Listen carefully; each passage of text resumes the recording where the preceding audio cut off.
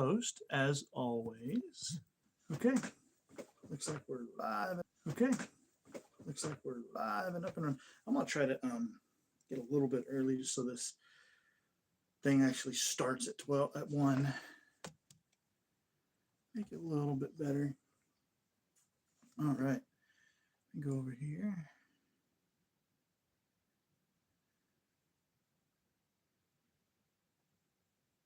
Take away speakers.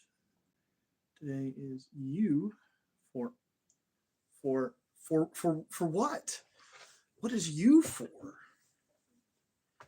I don't.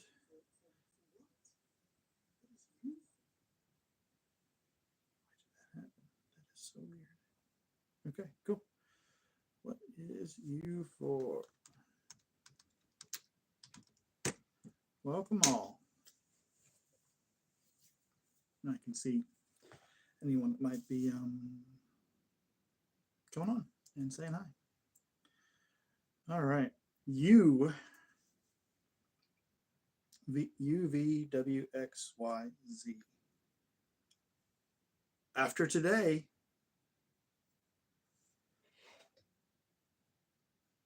or one hand, I'm okay with it. Yesterday or last week we did tea. It was going to be tinder processing, which is still a good tea, but we did tea for tea. Bushcraft isn't about isn't one of those things that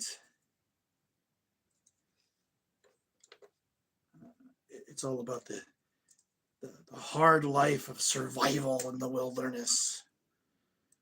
A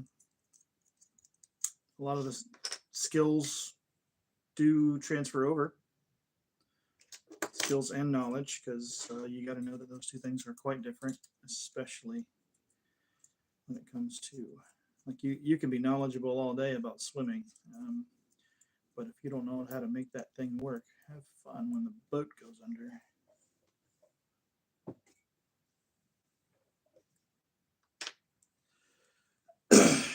Any case, letting some people get on and say hi. U for underlayment, construction term that is actually used for insulation. I may be wrong, but when I hear underlayment, I think it's insulation that goes up under the floor joists in a house.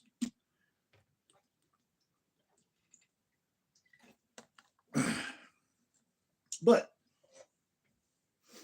underlayment in a survival or bushcraft situation, underlayment, which is U for today's letter, underlayment is insulation. Again, it's also insulation, but insulation, if you're going to, what they call ground pound, if you're ground pounding, in other words, your tent and sleeping bag, maybe a little mat, if you're doing that, then underlayment is literally debris, pine needles, leaves, ground, what's the word, ground material that's not dirt, ground material that free of limbs and sticks and things like that. So, and you put that under your mat. So what you do is, if you've got one of the most common modern adaptations of tents, where it's pretty much, aside from the little holes inside the zipper, the little along the zipper, because they're not waterproof, but aside from that, that's the only holes in the tent. Like, you've got this footprint that comes up a little ways, and everything's sewn in. You've got the screens for windows and such, but it's pretty much enclosed. If you're using one of those, then you can still use this method of insulation, because you can literally invert the tent when you're back home and you're airing things out, which is what you should be doing, you can invert the tent inside out, and it cleans everything. Like any dirt or debris or anything that you brought in accidentally or on purpose, completely cleans out. You just brush it off or hose it down if that's what you want to do. Um, but what you can still do this. So pitch your tent, and then bring in this debris. Make sure it's also free of insects, right? Other animals, because you're enclosed if you're in one of those modern things.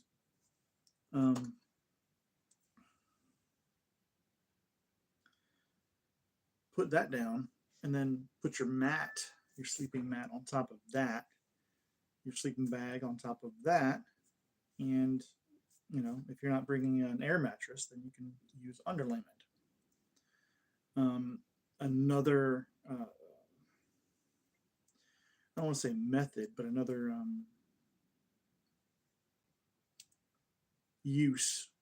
possible use for underlayment is in a hammock situation. So you got a tree, and between the trees, your hammock. Above that a little bit is your pitched tarp. In colder winter times, what you do is you want to, in the summer times and in other good weather, you want to pitch your hammock far up off the ground, far enough where it actually becomes a seat where you to go sideways. Like let's say I'm in my hammock, but the hammock is attached here and here. I can use this as a seat. And when it's time to sleep, I go this way, and then there's the seat part. So you kind of want to do that because it's convenient. But if it's colder, what you want to do is actually drop that on the tree attachment points. You want to drop that lower, so to provide as little clearance between the weighted hammock, in other words, you in the hammock, and the ground itself. Then what you do is use underlayment. Do the same thing. Create a pad of debris. Have it in an empty hammock. Have it touch the hammock. That you want that much in it. Okay. Then when you get in the hammock, it'll literally create like this huge, giant bird's nest, because you'll push down the center part of it. The other parts on the outside will actually come up. That's awesome. And it prevents wind. One of the reasons why you drop it down on the attachment points is to reduce wind flow underneath, which will kill your body temperature. You also want to prevent, you don't want to touch the ground, because that completely removes the idea of the benefits, the back benefits of hammock camping and things like that as well. But you don't want to touch the ground, because that's another form of removing heat from your body. It's either touching or wind blowing take heat away. So what's it? Convection and conduction. So conduction is when you're touching something and the heat conducts from one place to another. And then convection, like a convection oven, blows hot air, hot, dry air. So you want to prevent those things so that you don't lose heat. And two of the things you do is you drop your attachment points to go as close as you can to the ground, but not touching. Leave 4-5 inches between the bottom of your butt and the top of the ground, where the ground is. And then unload it. In other words, take everything out and let the hammock just be the hammock, straight across, usually straight across, maybe a little bit of a bend, but not much. And then build up all the debris, the pine needles and leaves and things like this. What you also can do, though, I would consider this a higher level bushcraft,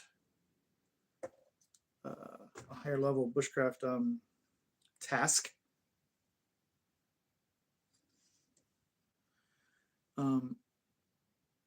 You get sapling logs. So not the logs that you would normally see that are like, you would think this would be something this size would be a small log, which is, but you get a sapling log, something maybe the size of a marker, maybe a little bit bigger in diameter, and long, but not very long. I could say 3 feet, 4 maybe. Point the end of it, chamfer cut the other end, and you pound those in at 45-degree angles from the ground, which means on both sides that creates a 90-degree angle there. So underlayment. Today's word letter is U for underlayment. And so what we're doing is we're building up a debris bed, a browse bed, for tents or hammocks. I'm describing the hammock thing right now. So and then you offset the entry point. You don't make the entry point. Imagine it like a 3 or 4 foot long tent stake that you make out of wood, about this thick, a little bit more. Where you enter into the ground, don't make it a single line in line with the hammock. You actually want to, number one, you want to offset each side, okay? But also come back some, just a little bit, 6 inches, maybe not a foot, 8 inches maybe at the most, and then go along the side. You would probably only need 6, 3 on each side. And what you do is you put the debris in there. This is a reinforcement method, but it is a more intermediate bushcraft skill to be able to get everything just right. But you put those stakes in, have them sticking out. You can even brace them, right? So if it's sticking out this way, you can put another one braced here, then tied on or notched. Would be a better decision. Then you put the debris in there, and it makes a cradle type situation where it cradles the debris. And then of course it's the hammock that's above that is unloaded, right? It's just the fabric of the hammock. And then you pile the debris up to the hammock unloaded. Okay.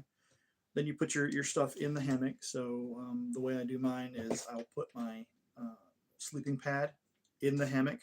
That also spreads the hammock out a little bit. I put my sleeping bag in my pillow, or sometimes I won't use a pillow. I will use like a hoodie, roll it up, put it in the hood itself, tie it down. You got a pillow.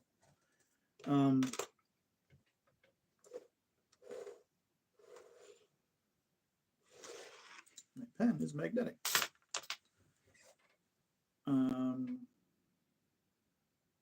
Then you put your stuff in the hammock, and then you lay in the hammock. You're not going in for the night. You're setting this up beforehand, but you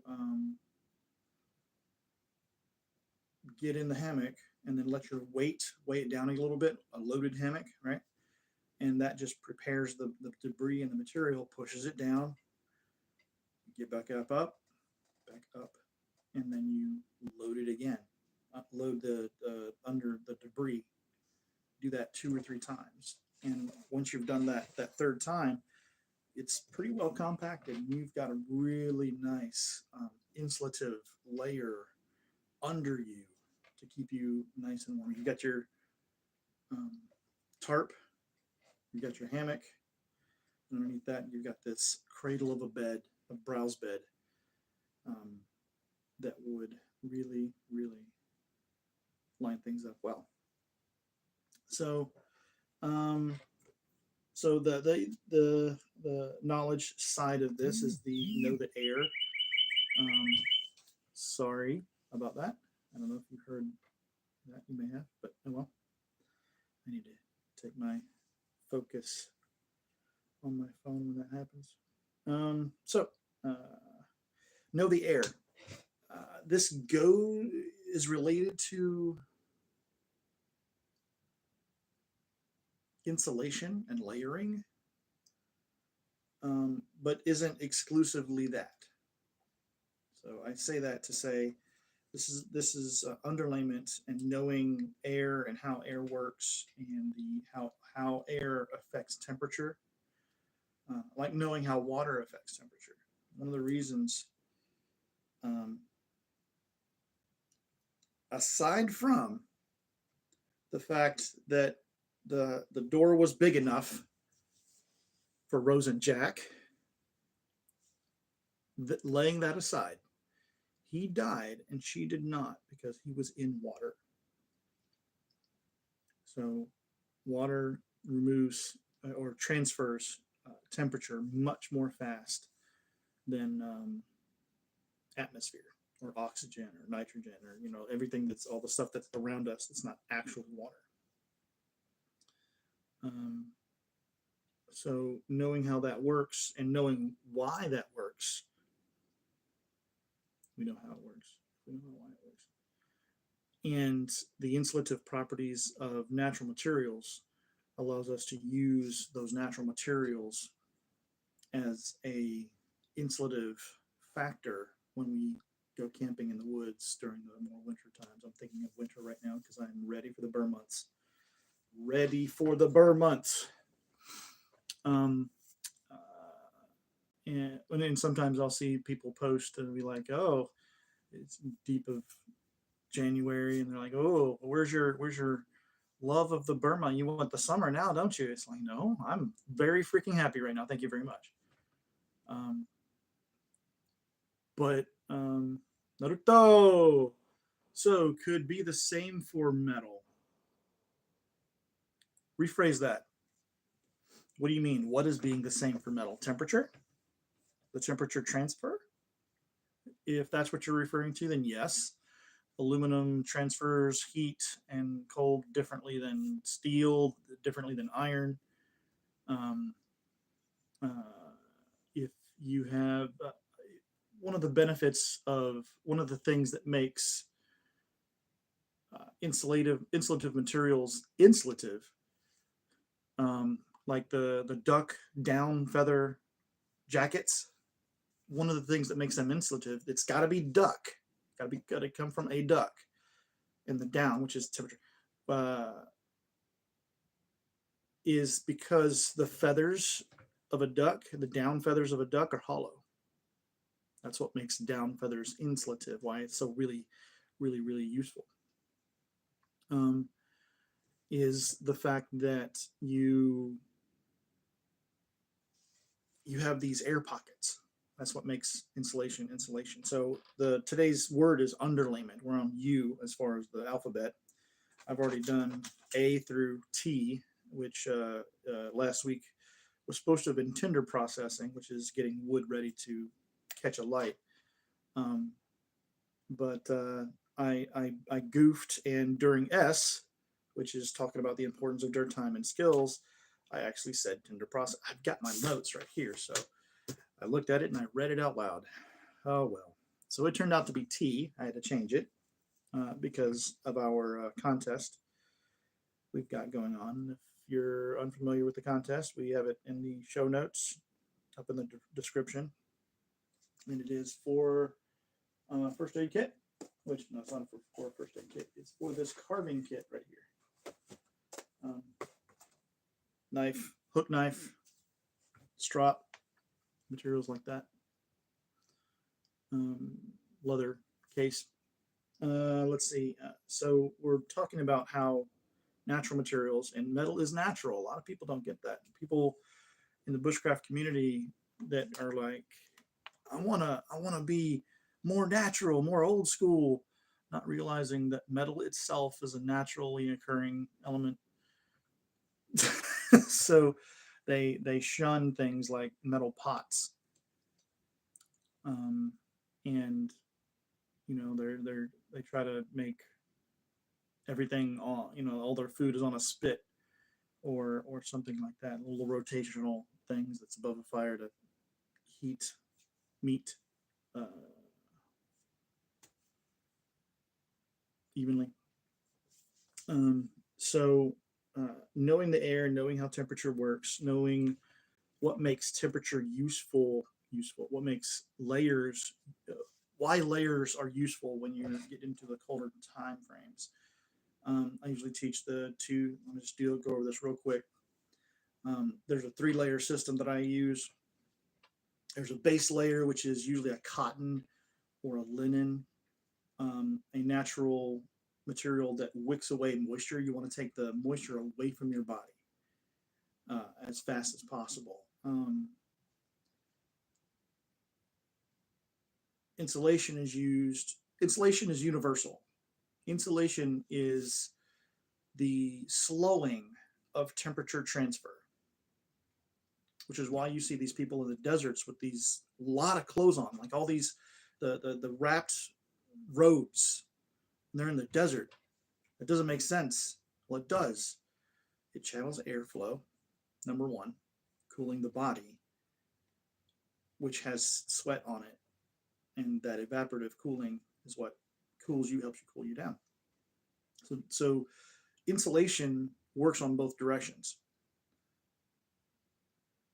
If the water on your body, if your sweat is removed through evaporation and uh, evaporation and convection, which is the blowing of air, then your body cools down very fast.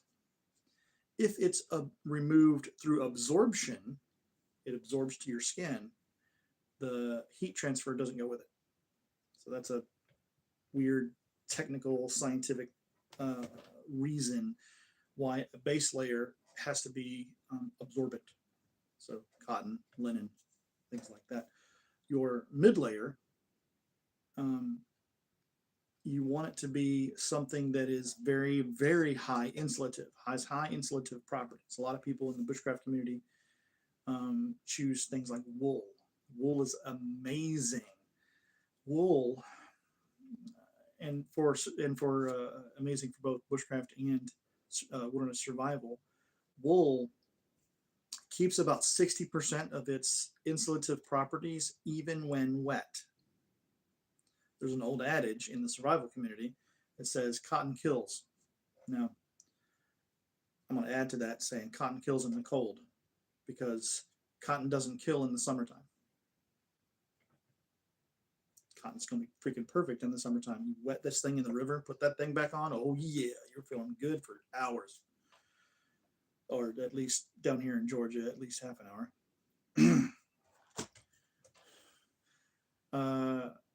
So cotton kills in the cold because if you have a wet cotton shirt, like if you're in the wintertime and you fall into the river or something like that, and everything you wear is cotton, the water does its job now and transfers that temperature very fast. So what else we got? The question, if you don't mind answering, of course. Sometimes I see people in the desert wear a rug underneath for their headwear. Does this apply as well? A rag? Yes. So a lot of not trying to get into the cultural places, but turbans do that. That's that. A turban is basically a really advanced headband, right? Uh, in Georgia and other places in America, the headband is used to get rid of brow sweat, right?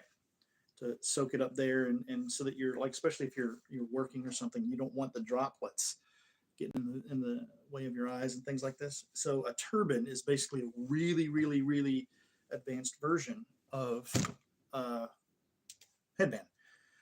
And what it does is it does the airflow thing just like the big robes, but also like it takes the sweat away, because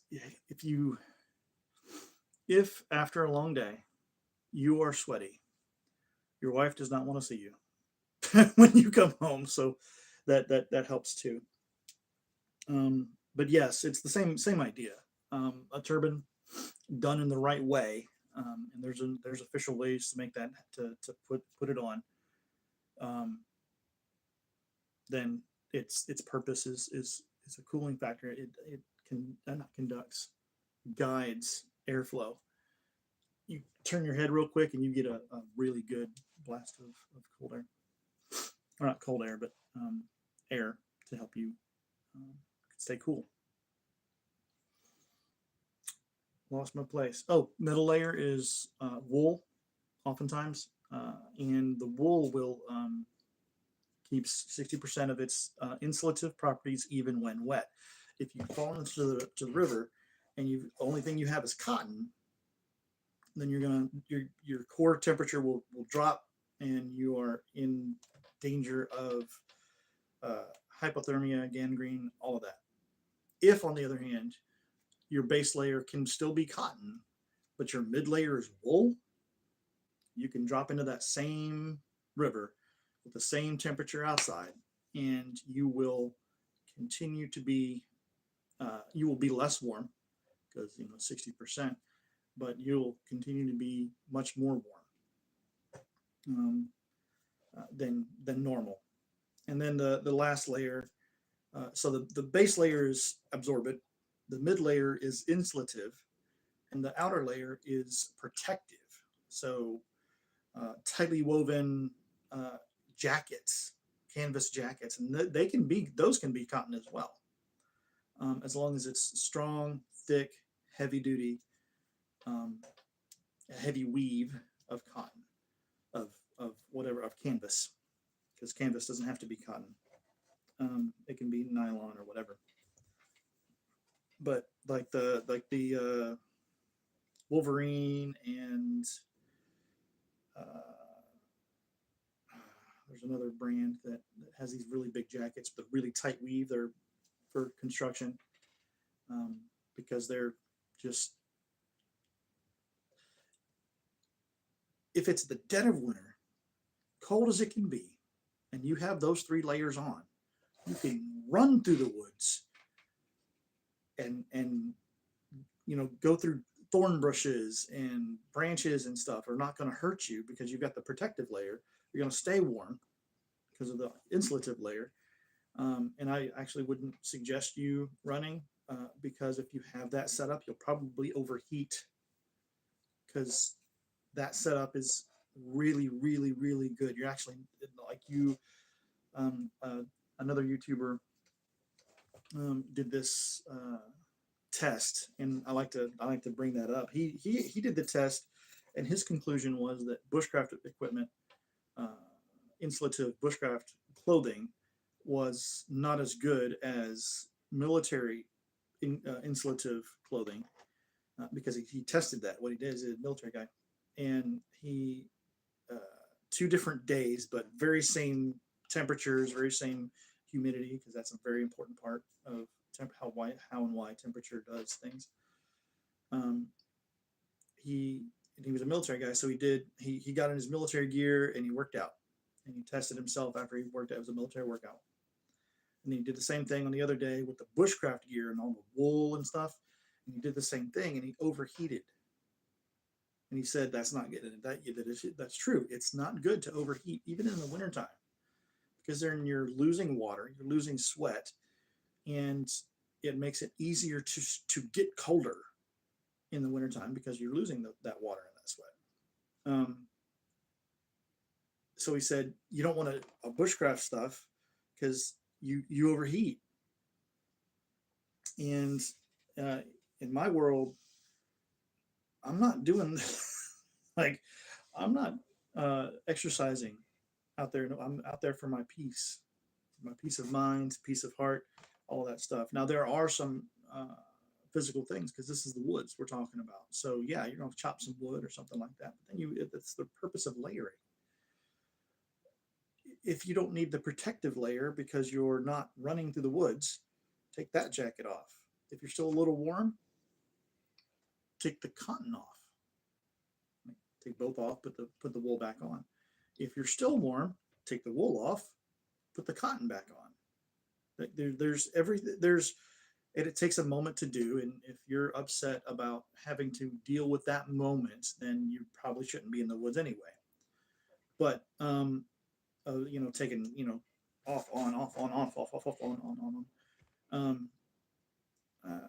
So you have the ability to adjust how much insulation you have because you do use the layering process versus one big giant puffy jacket that's all protective and insulative and wicking all at the same time.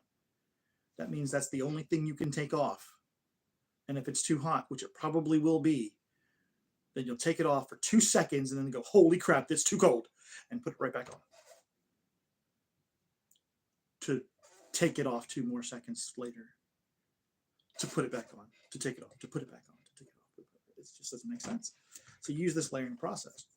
And that guy that did the exercising, you could exercise because you're chopping wood or whatnot. So that's still a part of this, part of the deal.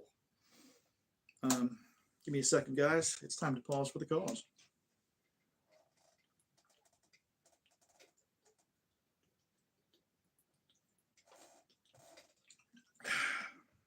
I need to be okay talking. I don't talk enough. And this is an example. I'm already getting dry mouth. I'm just talking a little bit. It's only been half an hour. So, but anyway, half an hour is the goal that I've set to make my lives length. We have done so far air temperature, which is heat loss. We actually did a little bit of stuff there too. Bags, ABC. Bags, which is included kit mentality, C for carving and blade safety, D for distance. We talked about paste beads, E for edible plants. I did 3 different kinds. Fire, talked about flint and steel and char cloth. That's a little dangerous with a little bit of stuff here on my desk. Gifts of nature and understanding and appreciating how life works. Let me pause on that one for just a second. The gifts of nature is really interesting because a lot of times wilderness survivalists, their mentality is off. If their mentality is me against nature, it's going to be a struggle.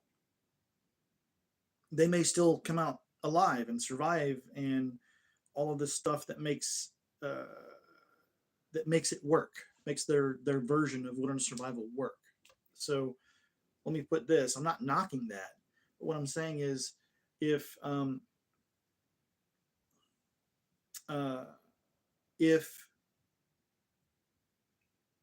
distracted,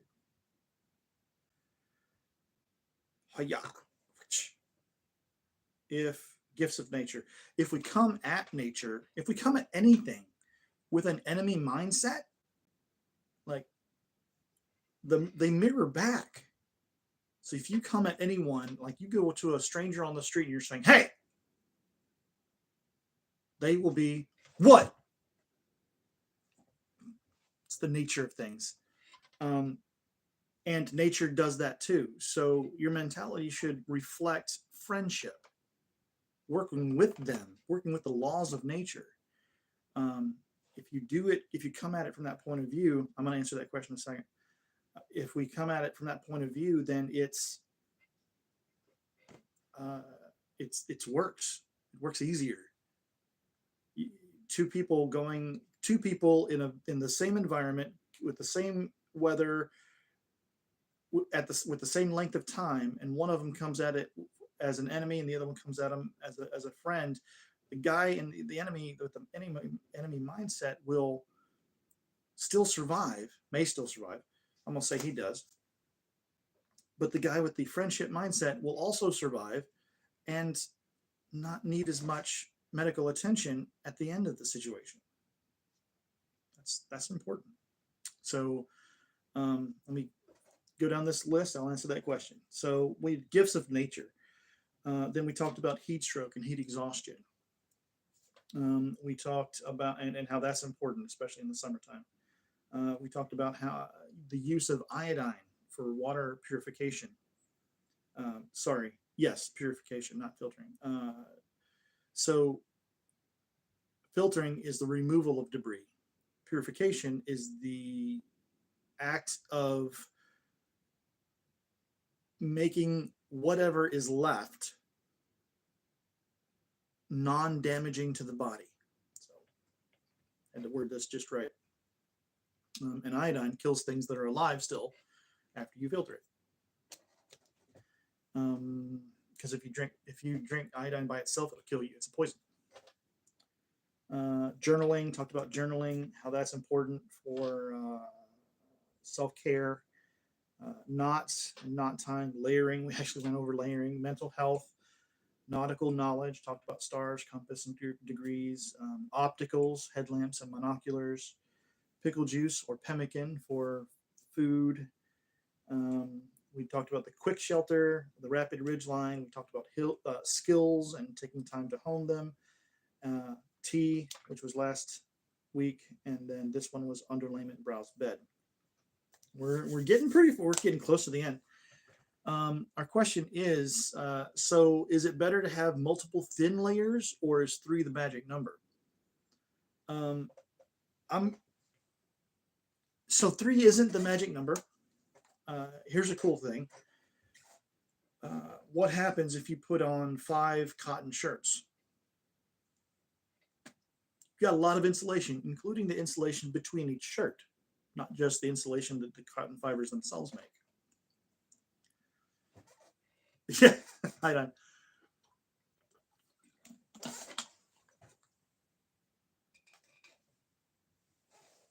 Yep, there it is. Iodine. Available at your pharmacy for hardly anything as far as money goes at all. It is usually, it says on there, for external use only, caution, poison. It's sold as a wound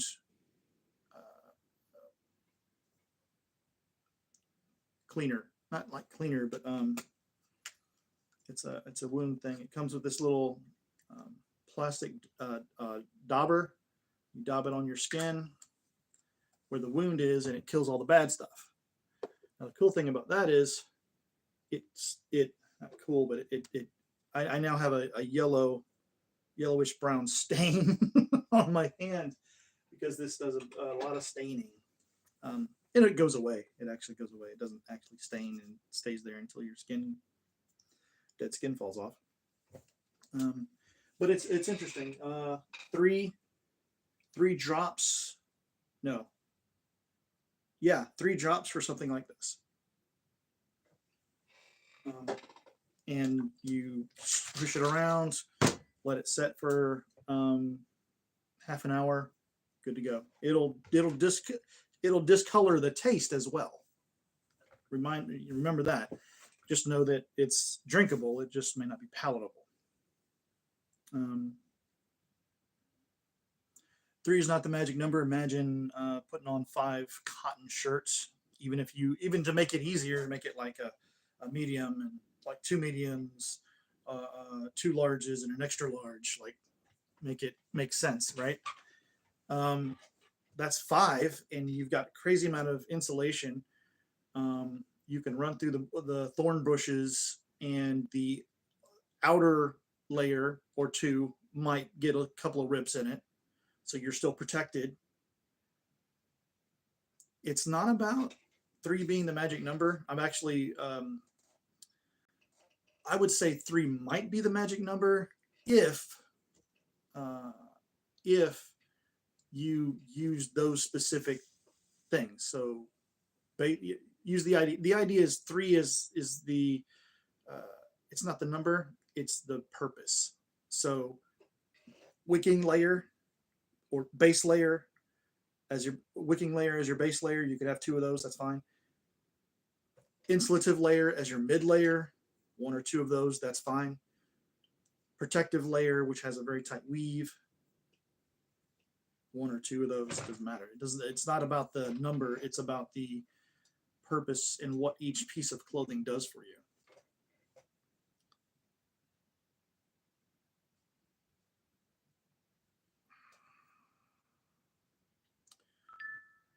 I wouldn't call it situational. I would call it purpose driven. Now, oftentimes purpose changes based on the situation. And I think that's where your mind is. It is situational, but the situation isn't the only important factor, right? I would say just just bring 3. Just keep 3. Just keep in mind the purpose of each layer. So often, like if I'm going camping and it's deep in the woods and it's going to be exceptionally cold, I will make sure I have those 3 layers. Usually, oftentimes, I will have a base layer and an outer layer. I'll use my canvas vest or my canvas jacket, and then I'll have this. Isn't that what most people wear? And it's a base layer and an outer layer. If I'm going to the deep cold, I'll make sure to have 3. I've got a wool jacket, wool vest, and I will oftentimes even legs. I'll get they call it the thermal underwear, right?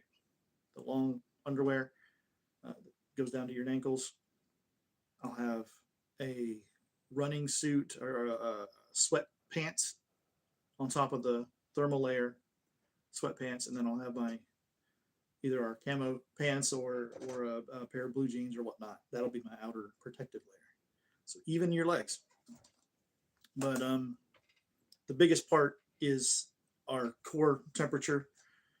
Legs is technically an extremity, so less important in a survival situation, even though I don't want to have those things fall off either. So make it purpose driven. Look at the situation, and then understand your purpose, and then use those ideas from that point of view. That's the best words. Okay. So talking about the next few, we've got 5. V, W, X, Y, Z. Yeah, we've got 5 days left, 5 weeks left. Going down to the wire. Oh, my Lord. 1 second. I need to look at calendar because we have a certain thing coming up in September. So BW is 31. X, Y, Z. Yep. The last one will be actually quite important because we will be in North Carolina at the time. And Z is very important because it's a really cool subject that will be nature oriented. Now, we're not going to do it at 1 p.m. for that day because we will probably be well on our way to traveling. So might have to do it on a Saturday. On that Saturday. I don't know. We'll figure it out. Either way, we'll figure it out. So all that being said, I wanted to make sure everyone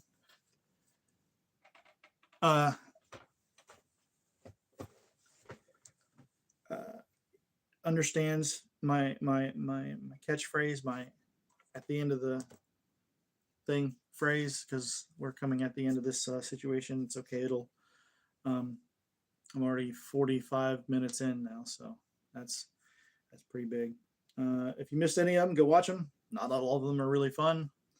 All of them are important because it covers an important topic, but not all of them are fun. BWXYZ, it's coming up. All right. Whatever you do, get lost, but never lose your way.